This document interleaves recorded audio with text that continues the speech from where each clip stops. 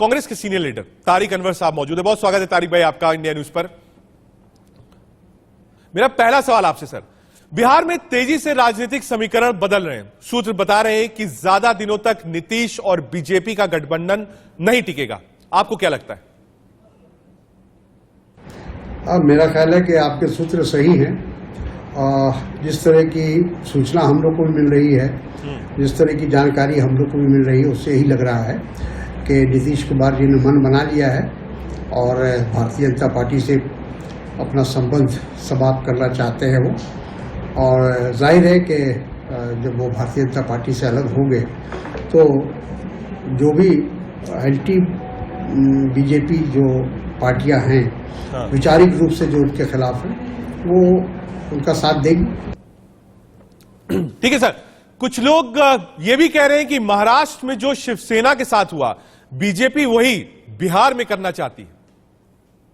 देखिए, कोशिश तो बीजेपी लगातार कर रही है, बल्कि यूँ कहा जाए कि 2020 का जो विधानसभा का चुनाव हुआ, उसमें जो चिराग पासवान जी ने अपना उम्मीदवार हर जगह खड़ा किया जदयू के खिलाफ, नीतीश कुमार जी के खिलाफ, वो उसी वक्त इस बात का संकेत मिल गया था कि भारतीय जनता पार्टी नीतीश कुमार को कमजोर करने का, राजनीतिक उनकी हैसियत को कम करने का काम शुरू कर दिया था उन्होंने 2020 में।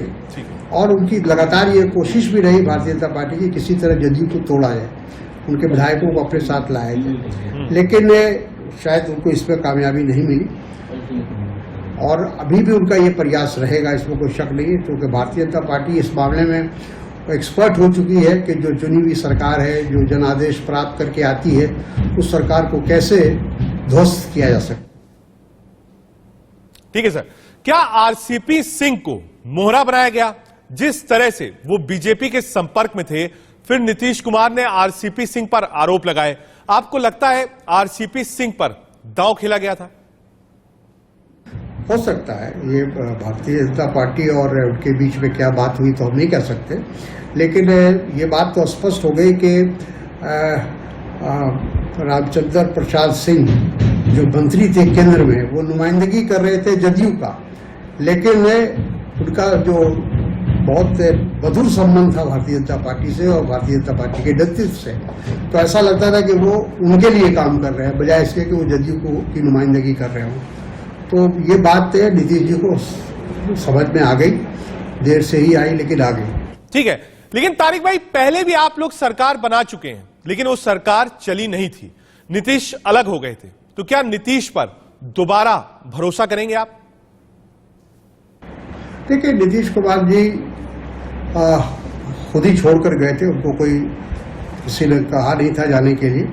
आज वो खुद ही इस पर आना चाहते हैं स्वयं, और राजनीति में कभी कभी ऐसे फैसले लेने पड़ते हैं। मैं समझता हूँ कि शायद उनको देर से सही उनको इस बात का कि समझ आ गई कि भारतीय जनता पार्टी के साथ ज़्यादा लंबे समय तक नहीं चला जा सकता, क्योंकि भारतीय जनता पार्टी का जो अभी तक का इतिहास है, वो अपने जितने भी गठबंधन के साथी हैं उनको कमज़ोर करने का काम उन्होंने किया है। आप महाराष्ट्र में ले लीजिए, शिवसेना को उन्होंने कमज़ोर किया, फिर अकाली दल को किया, पीडीपी को समाप्त कर दिया। ठीक है, उसी तरह से उनकी ये कोशिश रहती है यहाँ जदयू को कमज़ोर करने का उन्होंने प्रयास किया। तो ये भारतीय जनता पार्टी का एक तरह से कैरेक्टर है, उनका स्वभाव है कि वो दूसरी पार्टी को भी, अपने एलाइज को भी बर्दाश्त नहीं कर सकते।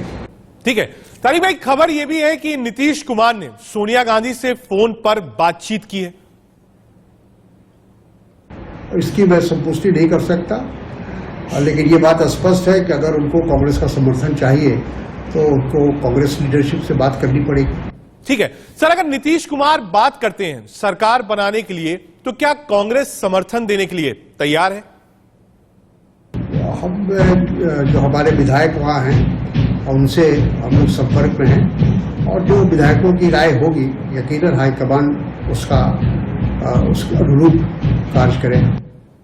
ठीक है सर, एक लास्ट सवाल आपसे और आखिरी सवाल, अगर नीतीश कुमार बीजेपी से अलग होते हैं तो 2024 लोकसभा चुनाव पर इसका क्या असर पड़ेगा? बिहार बड़ा स्टेट है, ऐसे में इसे आप कैसे देख रहे हैं? 24 में बहुत फर्क पड़ेगा। आज जो एनडीए की वहाँ संख्या है